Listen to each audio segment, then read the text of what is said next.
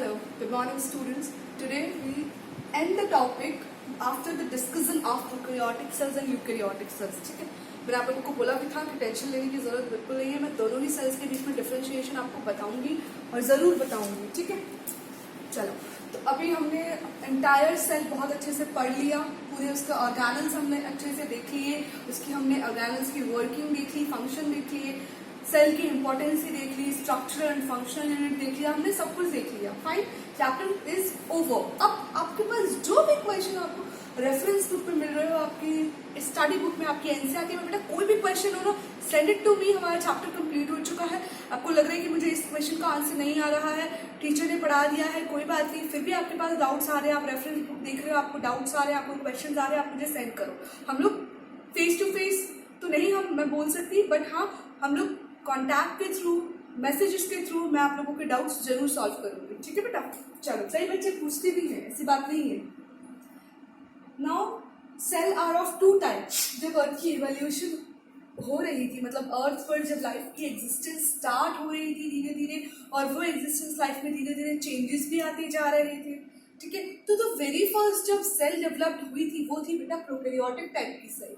याद है मैंने स्टोरी बताई थी आप लोगों को माइटोकॉन्ड्रिया के दौरान या प्लास्टिड के दौरान, कि किस तरीके से प्लास्टिड एक यूकैरियोटिक सेल के अंदर आया है, जबकि प्लास्टिड के अंदर राइबोसोम्स पाए जाते हैं 78 के, इसलिए उसको बोला जाता है कि वो एक तरीके की प्रोकैरियोटिक सेल है. लेकिन यूकैरियोटिक सेल में पाया जाता है, मतलब ऐसा हुआ होगा कि यूकैरियोटिक सेल के ऑर्गेनल ने प्रोकैरियोटिक सिंगल ऑर्गेनल ने सिंगल प्रोकैरियोटिक सेल को एनगल्फ कर लिया होगा, और पर्टिकुलर जो प्लास्टिड है उसने उस यूकैरियोटिक सेल के अंदर अपने आप को स्टेबल बना लिया होगा. तो सबसे पहले क्या बनी? सबसे पहले प्रोकैरियोटिक सेल बनी. ठीक है, उसके सारे के सारे कैरेक्टरिस्टिक्स मैंने यहाँ बता रखे हैं. धीरे धीरे जब इसी से यही प्रोकैरियोटिक सेल जब और इवॉल्व होती चली गई due to the certain changes in the environment, due to the certain changes in the atmosphere, water में, जहाँ पे पर्टिकुलर सेल प्रेजेंट है वहाँ के आसपास के एनवायरनमेंट में जब चेंजेस आने लग गए तो ये सेल भी चेंज होने लग गई और धीरे धीरे यूकैरियोटिक सेल में कन्वर्ट होने लगी. तो जब यूकैरियोटिक सेल बनी तो उससे डिफरेंट ऑर्गेनिजम्स डेवलप होने लगे. तो ऐसा नहीं था कि प्रोकैरियोटिक सेल खत्म हो गई, सारी की सारी प्रोकैरियोटिक सेल यूकैरियोटिक सेल में कन्वर्ट हो गई, ऐसा नहीं था. Prokaryotic cell is the basic cell. ठीक है, जितने भी हमारे आप लोगों ने से पहले क्लासेस में चैप्टर पढ़े होंगे माइक्रो ऑर्गेनिजम्स का, तो जितने भी सिंगल सेल ऑर्गेनिजम्स हैं they all are mostly prokaryotic cells. तो अर्थ पर जो सबसे पहले लाइफ ओरिजिनेट होती है, डायरेक्टली कोई मल्टी सेलुलर ऑर्गेनिज्म डेवलप नहीं होता. क्या होता है? सिंगल सेलुलर ऑर्गेनिज्म, मतलब प्रोकैरियोटिक सेल ऑर्गेनिज्म डेवलप करता है. ठीक है, तो अब हम कुछ कैरेक्टरिस्टिक्स, ये इसकी फीचर्स हैं जिनके बेस पर हमने इन दोनों सेल्स को क्या करा हुआ है, डिफाइन किया हुआ है. न्यूक्लियस के बारे में बात करें, बता चुकी हूँ. न्यूक्लियस एक न्यूक्लियस जो हमने अच्छे से पढ़ा था कि न्यूक्लियस एक डबल मेम्ब्रेन बाउंडेड ऑर्गेनल नहीं बोलेंगे, वो हेडक्वार्टर है, वो डायरेक्टर है सेल की, और डबल मेम्ब्रेन है, उसमें इनर मेम्ब्रेन भी है, आउटर मेम्ब्रेन भी है, पोर्स भी प्रेजेंट है. न्यूक्लियस के अंदर न्यूक्लियोलस न्यूक्लियोप्लाज्म भी प्रेजेंट है, बहुत अंदर सेंटर में डेंस मटेरियल न्यूक्लियोइड्स भी प्रेजेंट है. ठीक है, तो वो जो डेंस मटेरियल न्यूक्लियोइड है ना बेटा, वो प्रोकैरियोटिक सेल में प्रेजेंट होता है, ना कि पूरा का पूरा न्यूक्लियस. न्यूक्लियस पूरा का पूरा प्रेजेंट नहीं होता. और ये न्यूक्लियोइड भी पूरी सेल में, जिस तरह से ये एक बैक्टीरिया की सेल है, ठीक है, तो न्यूक्लियोइड है वो पूरा का पूरा उसके इंटायर साइटोप्लाज्म के अंदर मेसोइड फॉर्म के अंदर इस तरीके से प्रेजेंट होगा, ना कि जैसे एनिमल सेल के अंदर एक जगह पर प्रेजेंट होता है, ऐसे प्रेजेंट नहीं होगा. ठीक है, चलो आगे बढ़े. यूकैरियोटिक सेल्स की बात करें तो उसमें प्रॉपर न्यूक्लियस प्रेजेंट होता है, जो हमने स्टडी किया हुआ है. माइटोसिस और मियोसिस में ये दो डिविजन्स होते हैं जिसकी वजह से सेल डिवाइड करती है. एक सेल डिवाइड होकर दो सेल बनती है, फिर जब उसकी लाइफ स्पैन खत्म हो जाती है तो फिर वो दो सेल्स डिवाइड होकर 4 सेल्स बनाती है. ठीक है, तो इस तरीके से डिवाइड होते होते जो हम मल्टी सेलुलर ऑर्गेनिज्म की जो हमारी ग्रोथ है वो इसी डिवीजन के ऊपर डिपेंड करती है. ठीक है, बेबी का जो बॉर्न होता है, बेबी ग्रो करता है इनसाइड द मदर वॉर्म, वो भी इसी ही माइटोसिस और मियोसिस डिवीजन की वजह से ही बेबी की जो सेल्स है वो 1 से 2, 2 से 4, 4 से 8 इस तरीके से टाइम के बाद में बेबी का एम्ब्रियो बनता है. क्योंकि स्टार्टिंग में मदर की वॉर्म में क्या है, एक सिंगल सेल है, उसके अंदर होता है डिवीजन. कौन सा? Mitosis division. फिर वो 1 से 2 सेल बनती है, फिर मियोसिस डिवीजन, 2 से 4 सेल बनती है। इस तरीके से डिवीजन होते होते एक प्रॉपर एम्ब्रियो बनता है, बहुत सारी मल्टी सेल्यूलर सेल्स का। फाइन, समझ आ गया था। तो वो जो डिवीजन है वो बेटा प्रोकैरियोटिक सेल्स में प्रेजेंट नहीं होता, क्योंकि prokaryotic cells are not multicellular cells, they are basically single cell. ठीक है, सिंगल सेल के जो ऑर्गेनिज्म है वही प्रोकैरियोटिक सेल्स कहलाए जाते हैं, और इसलिए उनमें डिवीजन होने का कोई सेंस नहीं होता। ठीक है, बात समझ आ गई। अगर हम बात करें, अब आप बोलोगे कि मैम ऐसे कई सारे सिंगल सेल ऑर्गेनिज्म से डिवाइड करते हैं, तो बेटा अगर आप बहुत अच्छे से स्टडी करोगे तो यू विल फाउंड कि वो यूकैरियोटिक सेल्स में काउंट किए जाते हैं, जैसे कि प्रोटोजोन्स, अमीबा, पैरामीशियम, यूग्लिना। ठीक है, उनमें प्रोकैरियोटिक सेल्स नहीं पाई जाती। क्यों? क्योंकि उनमें प्रॉपर न्यूक्लियस पाया जाता है, राइबोसोम, एटीएस प्रेजेंट होते हैं। इसके अलावा अदर फैक्टर्स भी उनमें प्रेजेंट होते हैं, जो कि बिल्कुल यूकैरियोटिक सेल के बराबर होते हैं। ठीक है, तो माइटोसिस, यूकैरियोटिक सेल के अंदर माइटोसिस डिवीजन प्रेजेंट होता है। चलिए, रेस्पिरेटरी सिस्टम की बात करें तो रेस्पिरेटरी सिस्टम बेटा हमारे सेल के अंदर जो रेस्पिरेशन का जो इंजन है, मतलब पर्टिकुलर हमारी बॉडी के अंदर मल्टी सेल्यूलर ऑर्गेनिज्म की अगर मैं बात करूँ, चाहे फिर वो सिंगल सेल्यूलर ऑर्गेनिज्म क्यों ना हो, जो एयर में जो ऑक्सीजन प्रेजेंट है हमारी बॉडी के अंदर भी रेस्पिरेशन में क्या जा रही है, ऑक्सीजन और कार्बन डाइऑक्साइड बाहर निकल रही है। जितने भी अर्थ पर जितने भी ऑर्गेनिज्म है वो रेस्पिरेशन में ऑक्सीजन ही लेते हैं और कार्बन डाइऑक्साइड रिलीज करते हैं। ठीक है, this process is called respiration. अब वो प्रोसेस कौन टेकल करता है? सेल के अंदर माइटोकॉन्ड्रिया बेटा। ठीक है, क्योंकि इसी के थ्रू फिर डाइजेशन प्रोसेस होती है, मतलब ऑक्सीजन जो हम इनहेल कर रहे हैं वो हर एक सेल के पास ब्लड वेसल्स में, सॉरी, ब्लड के अंदर ऑक्सीजन मिक्स हो गई, अब वो ब्लड पूरी बॉडी में फ्लो कर रहा है। ठीक है, तो सेल्स को क्या करना है, उस ऑक्सीजन को लेना है। उस ऑक्सीजन को लेने की जो पावर है, वो जो एक्टिविटी है, वो बेटा किसकी वजह से होती है? माइटोकॉन्ड्रिया की वजह से। Because mitochondria present inside the cell need oxygen, ताकि वो फूड को कन्वर्ट कर सके ग्लूकोज के अंदर और एनर्जी प्रोड्यूस कर सके। बात समझ आ गई? तो इसीलिए अब प्रोकैरियोटिक सेल्स के पास में लेकिन रेस्पिरेटरी सिस्टम प्रेजेंट नहीं होता, जो कि रिलेटेड होता है माइटोकॉन्ड्रिया से। तो रेस्पिरेटरी सिस्टम नहीं है, इसका मतलब माइटोकॉन्ड्रिया ही एब्सेंट है, तो रेस्पिरेटरी सिस्टम पॉसिबल नहीं है। वैसे भी इनकी लाइफ स्पैन बहुत कम होती है बेटा, बहुत ज्यादा लंबे समय तक नहीं जीते हैं, और यूकैरियोटिक सेल के अंदर वो प्रेजेंट होती है, माइटोकॉन्ड्रिया हमने पढ़ चुका है। ठीक, चलिए फोटोसिंथेसिस की बात करें। फोटोसिंथेटिक जो सिस्टम है वो कहाँ पे? जब प्लास्टिक प्रेजेंट होगा, मतलब क्लोरोप्लास्ट प्रेजेंट होगा, ग्रीन पिगमेंट, वो हमें पता है प्लांट्स में प्रेजेंट होते हैं। प्लांट्स यूकैरियोटिक सेल है, यूकैरियोटिक सेल में प्लास्टर ही एब्सेंट होता है, इसलिए फोटोसिंथेटिक सिस्टम नहीं प्रेजेंट होता प्रोकैरियोटिक सेल्स के अंदर। प्लास्टर एब्सेंट है, इसका मतलब और क्लियरली डिफाइन कर दे तो क्लोरोफिल या फिर क्लोरोप्लास्ट ही एब्सेंट होता है इसके अंदर। क्लियर? ठीक है, चलिए आगे बढ़े।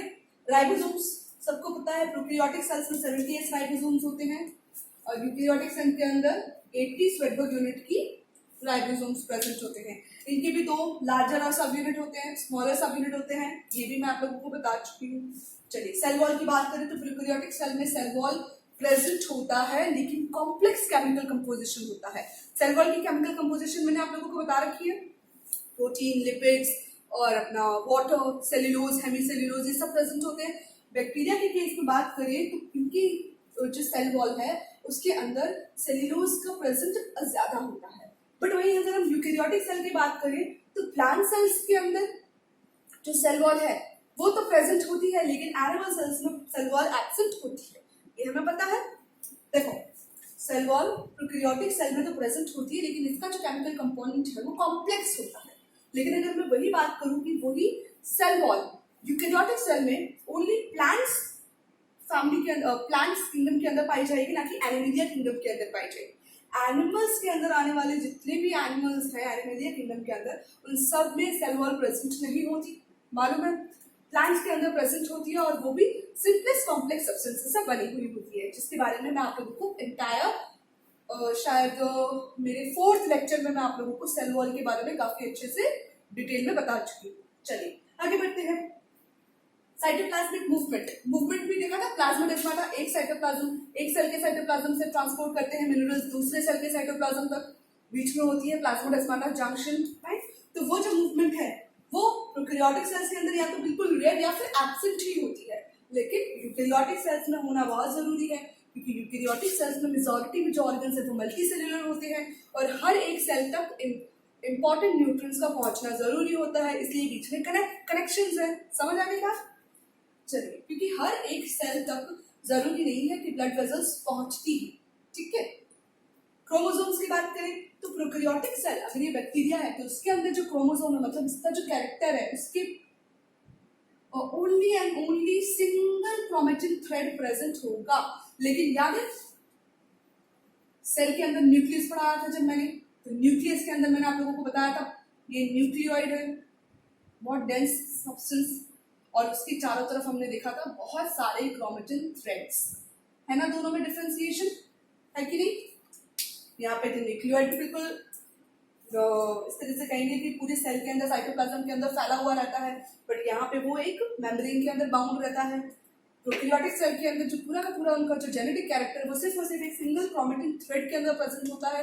जब डिवीजन होता है तो यही क्रोमेटिन थ्रेड डिवाइड हो जाती है और सेल बन जाती है, नॉट माइटोसिस डिवीजन, ठीक है। दूसरा डिवीजन होता है मियोसिस, वो ऑकर करता है। इसके अलावा यूकेरियोटिक सेल की बात करें तो वहां पे बहुत सारे क्रोमेटिन थ्रेड्स प्रेजेंट होते हैं, मोर देन वन, ठीक है। चलिए, वैक्यूल्स की बात करें तो प्रोकैरियोटिक सेल्स में इसका कोई काम नहीं है, स्टोरेज करने की इनको कोई जरूरत होती नहीं है, एब्सेंट होते हैं। यूकेरियोटिक सेल्स के अंदर, प्लांट्स के अंदर तो वैक्यूल्स ज्यादा पाए जाते हैं, पर एनिमल्स की बात करें तो वो कम या फिर बिल्कुल नहीं पाए जाते हैं। साइज की बात करूँ, मैं बता चुकी, प्रोकैरियोटिक सेल्स जब स्टार्टिंग में जब अर्थ के ऊपर लाइफ बनी थी तो सेल्स बहुत माइन्यूट थी, it is about 1 to 10 micrometre. कई बुक्स में ये जो साइज है वो वैरी करती है, ठीक है। और लार्ज यूकेरियोटिक सेल्स की बात करें तो इनकी साइज लार्ज होती है, 5 माइक्रोमीटर से 200 माइक्रोमीटर तक वैरी करती है। समझ में आ गई बात? क्यों? क्योंकि यूकेरियोटिक सेल्स में ऑर्गेनिज्म कोई एक टाइप का तो है नहीं ना, बहुत सारे टाइप के हैं, ठीक है। ह्यूमन बीइंग भी है, बर्ड्स भी है, एनिमल्स भी है, सम अदर माइक्रो ऑर्गेनिजम्स भी हैं, जैसे कि प्रोटोजोन्स हो गए। तो उन सब में जो सेल की साइज है वो वैरी करती है। तो ये कुछ डिफरेंस था हमारा प्रोकैरियोटिक सेल्स और यूकेरियोटिक सेल्स का। अब हम बात कर लेते हैं प्लांट सेल्स और एनिमल सेल्स की बात कर लेते हैं बेटा। प्लांट सेल्स और एनिमल सेल्स के बीच का डिफरेंस की अगर हम बात करें, सबसे पहले हम लेते हैं सेल वॉल। सेल वॉल की बात करें तो प्रेजेंट है प्लांट में, एब्सेंट है एनिमल के अंदर। सेल वॉल के बाद अगर हम आ जाए, दूसरा हम ले लेते हैं प्लाज्मा मेम्ब्रेन। तो प्लाज्मा मेम्ब्रेन सिर्फ और सिर्फ एनिमल सेल में प्रेजेंट है, प्लांट सेल्स में भी प्रेजेंट है, ठीक है। उसके बाद बात करें हम लाइसोसोम्स की, तो लाइसोसोम्स अगर हम बात करें तो वो सिर्फ और सिर्फ एनिमल सेल्स में प्रेजेंट होती है, एनिमल सेल्स के साइटोप्लाज्म में। प्लांट्स के अंदर लाइसोसोम्स का कोई काम नहीं है, ठीक है, क्योंकि प्लांट्स के अंदर उसको किसी चीज को डाइजेस्ट करने की जरूरत नहीं है। Lysosome is containing hydrolytic enzymes, मतलब डाइजेस्टिव एंजाइम्स प्रेजेंट होता है उसके अंदर। शेप की, न्यूक्लियस की बात करें तो एनिमल सेल्स प्लांट सेल्स दोनों में प्रेजेंट है। शेप की बात करें अगर हम, तो एनिमल सेल्स का जो शेप है बेटा वो ज्यादातर राउंड, या एनिमल सेल के अंदर अगर हम बात करें तो हमने बहुत सारी वैरायटीज देखी थी। याद है सेल की, सेल शेप के बारे में हमने बात किया था, तो उसमें नर्व की सेल अलग टाइप की है, एडिपोज टिश्यूज की सेल्स अलग टाइप की है। इसके अलावा मैं बात करूँ स्पर्म सेल्स, एग सेल्स, ये सब अलग टाइप के हैं। इसके अलावा और भी बहुत सारी सेल्स है, मस्कुलर सेल्स, ठीक है, ब्रेन सेल्स, बोन सेल्स, सब डिफरेंट डिफरेंट टाइप की है। तो एनिमल सेल्स के अंदर जो साइज, जो सेल का जो साइज है वो वैरी करता है, लेकिन प्लांट सेल्स की अगर हम बात करें तो वो मेजॉरिटी में आप जब भी देखोगे तो आपको रेक्टेंगुलर शेप में आपको दिखाई देंगी, ठीक है।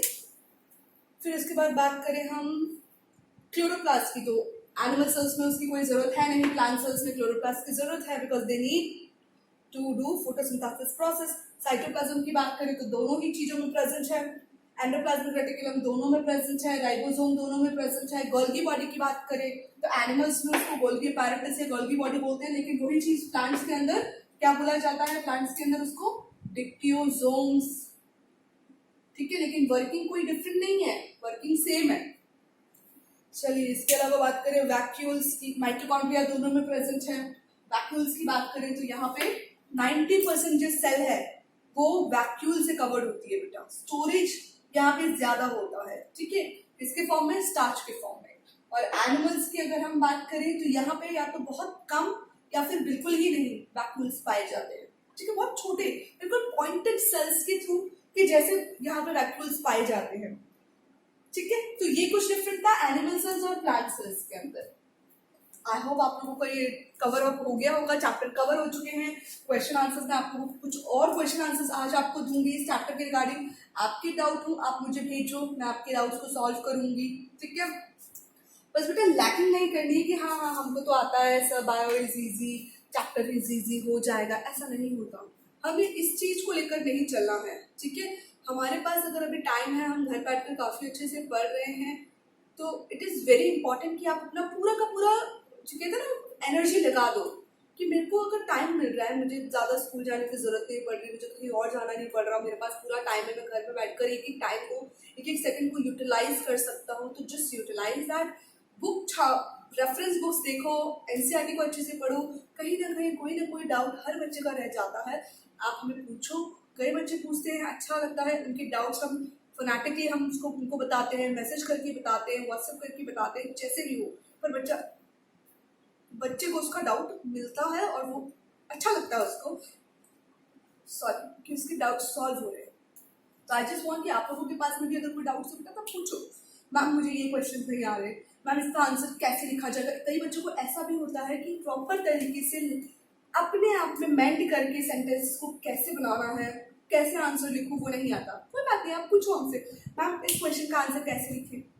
ठीक है, जैसे क्वेश्चन अगर मैंने आप लोगों को बोला, एक क्वेश्चन मैं आप लोगों को देती हूँ, होमवर्क देती हूँ।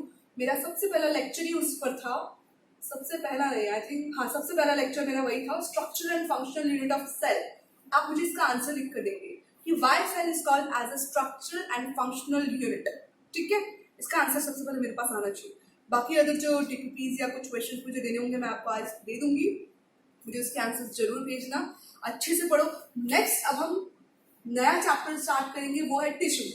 थोड़ा सा टिपिकल होगा, बहुत ज्यादा लर्न करने की जरूरत है, पर कोई बात नहीं, उसको भी मैं आप लोगों के सामने बिल्कुल इजी तरीके से आऊंगी, आपको अच्छे से समझ आएगा। ठीक है, एंड हाँ उसके लिए मैं आप लोगों के साथ में कुछ चीजें ये करूंगी जस्ट बिकॉज कि यहाँ पे डायग्रामेटिकली मैं आपको शो नहीं कर सकती, कोई बात नहीं, मैं लेक्चर आपको जब आपके पास लेक्चर पहुंचेगा उसके बाद ही मैं आप लोगों के साथ पीपीटी भी शेयर करूंगी जिसमें कुछ डायग्राम्स होंगे। तो जब आप लेक्चर देखोगे तो साथ ही साथ उन पीपीटी में जो डायग्राम्स है आप उनको भी देखना, जिससे काफी अच्छे से आप लोगों को समझ आएगा। ठीक है, क्लियर हो जाएगा। कहते हैं ना पिक्टोरियल रिप्रेजेंटेशन ज्यादा टाइम तक माइंड में रिटेन रहती है। ठीक है, तो वही मैं आप लोगों को बायोलॉजी में एक ऐसा सब्जेक्ट है कि जिसके अंदर डायग्राम्स मिल जाए तो चीजें बहुत जल्दी याद हो जाती है। ठीक है बच्चों, तब तक आप लोग अच्छे से पढ़ो, अपने डाउट्स मुझे भेजो, दोनों मिलकर सॉल्व करेंगे।